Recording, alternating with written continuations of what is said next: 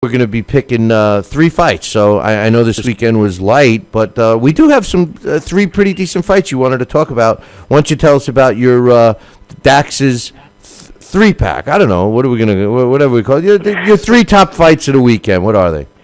They are, and these 3 are very good fights. We'll start out with tomorrow's headliner on Friday Night Fights between Carl Dargan and Tony Lewis.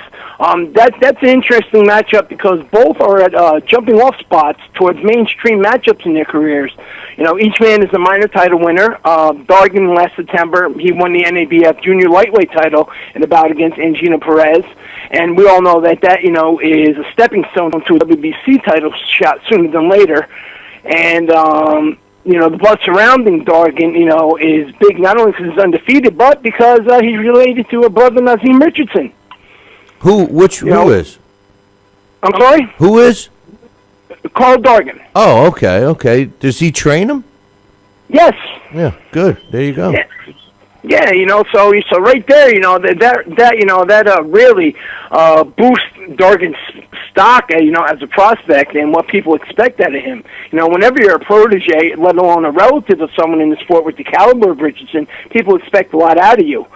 So far, though, Dargan, despite being perfect in the ring, he's faced some decent opponents on paper, but his most notable wins, Bill, have come against Angino Perez or Michael Brooks in 2013, which was on the undercard of Glasscroft and Wilson, which me and you were at, actually. And Perez, even though on paper he looks good, anytime he ever stepped up against B-level opponents prior to the Dargan fight, he's lost one-sided decisions. That's a guy right there who has spent his career against 0-10 or 2-29 or even 2-69 guys. So, Carl Dargan, he hasn't really done much inside the ring, or he hasn't really been put in any type of situation to be tested, or even guys that, are there to help him learn. The difference between, Dargan and Tony Lewis is Tony Lewis, even though he does have 2 losses on there, and, his KO ratio isn't as high as Dargan. I think Lewis is 35% knockout ratio, Dargan somewhere in his 50s. Lewis has fought the bigger fights. He also has more professional rounds. And Dargan, who's had a much more quality amateur career, Lewis had 100 bouts. I think he's won maybe 90 of them or so. So, he does know the fundamentals. And Lewis has been in with seasoned journeymen. Not guys that are just starting out with bad records, but guys like Alejandro Barrera, who's been in there with some of the biggest names in the sport. And, an advantage of going in with guys like Barrera is you learn a lot. Sure, you're expected to beat them, but they can, they can pose issues that you've never seen before, and that's what helps build fighters up. Lewis, he has 2 losses, one by stoppage against Jose Hernandez at the Turning Stone Casino, matter of fact. He was dropped by Hernandez. He was hurt. Hernandez took advantage of it, but Lewis in that fight realized it was because he was showboating and playing around. His other loss came to Ivan Reddick a year ago in a fight where he was cut in the 6th round. He was down. He was cut from a headbutt, and he was down in the 1st round. But, he came up, and, he fought Reddick, and he gave, Reddick, a lot of trouble in that fight. And Reddick, like Dargan, is undefeated. He has a lot of amateur fights, but the difference between the two, Bill, is Reddick is a pressure, come-forward fighter, unlike Dargan, who tries, who's more of a boxer, and he'll mix it up a little more. But, the thing about Lewis, and this is key, is he knows how to bounce back from a loss, because right after losing to Reddick, he came back and he defeated Wanzel Ellison, who was undefeated. So in a nutcase, it looks like in a nutcase. I tell you, something's wrong with me today, man. It's really real. Since we're being nutcases, in a nutshell, what I meant to say, it seems like it's a pretty good fight on paper. Who's your prediction in this one, Dax?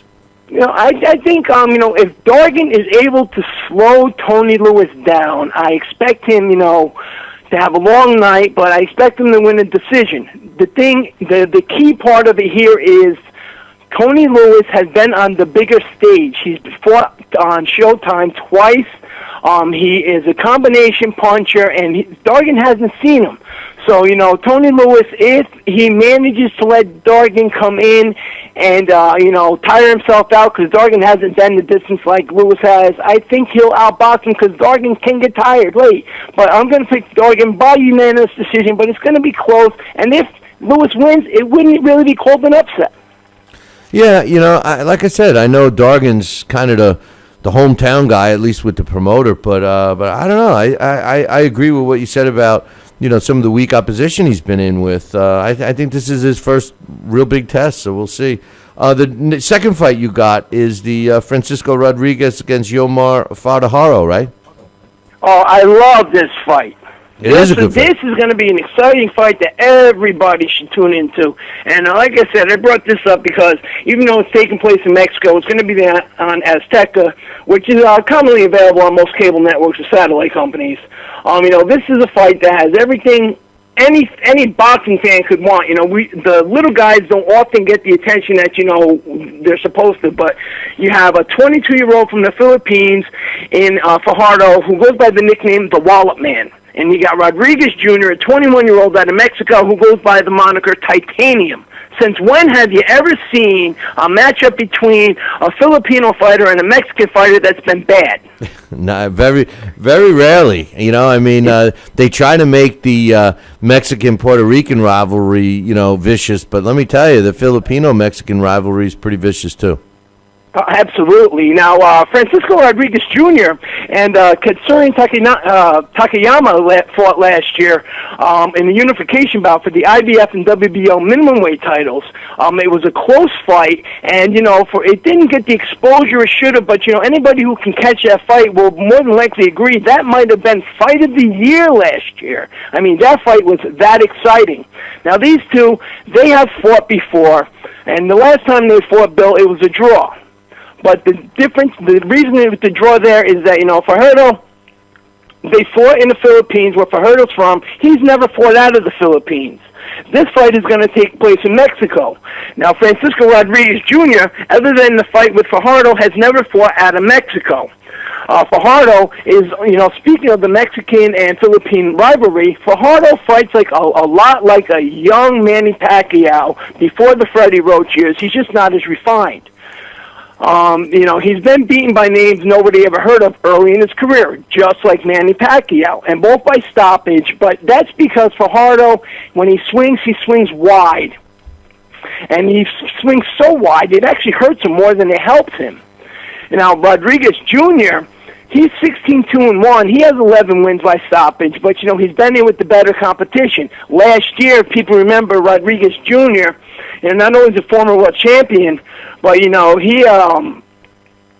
and his fight with Sakura Yachiyama being so exciting that, the only time that he's lost is against, the only time he's ever been stopped is against a big puncher, and that was, Roman Gonzalez in 2013.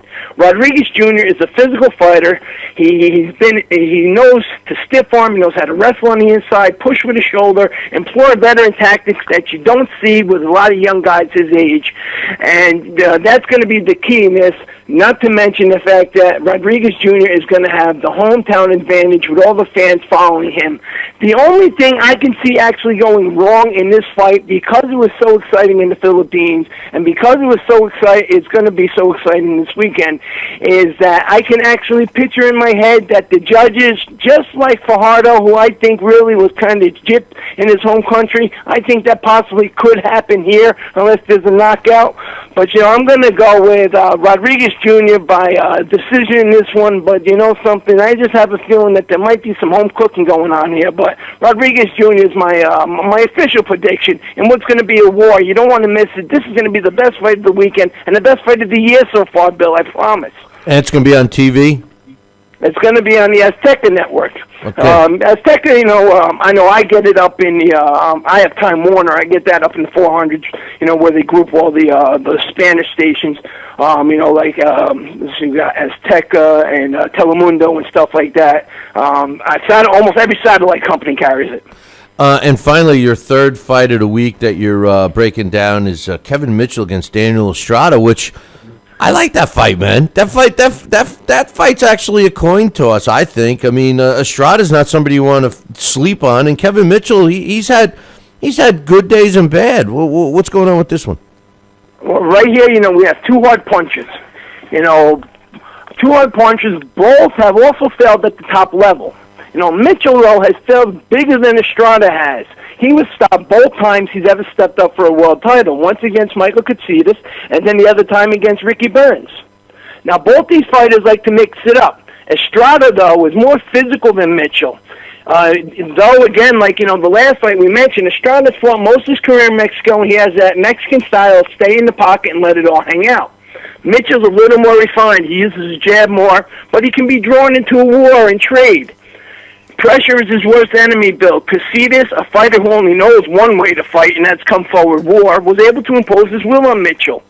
Kevin, who's a superior boxer, in my opinion, over Estrada, has another major flaw, and that's when he gets hit, he pauses. He doesn't fire right back. Ricky Burns did the same thing to him. When Ricky Burns hit him, he stood still. And when Mitchell does move around the ring, he has a habit of going back to the ropes where he's very vulnerable. And if you sit there and you do something like that against a guy like Estrada, that could be, especially a fighter that's been knocked out twice, that's the worst thing you can do, because if anybody remembers last year's fight with Daniel Estrada and Omar Figueroa, that's all that Daniel Estrada does is get guys on the ropes and pins them there. The difference between Omar Figueroa and Kevin Mitchell is the fact that Omar, every time he was on the ropes, knew enough, I have to get off the ropes. And I think it was more of a war of attrition that got Omar, who has a never-ending gas tank, that win, because he was able to get Estrada into the late rounds and tire him out. And you brought up a great point, conditioning. What condition is Kevin Mitchell going to come in?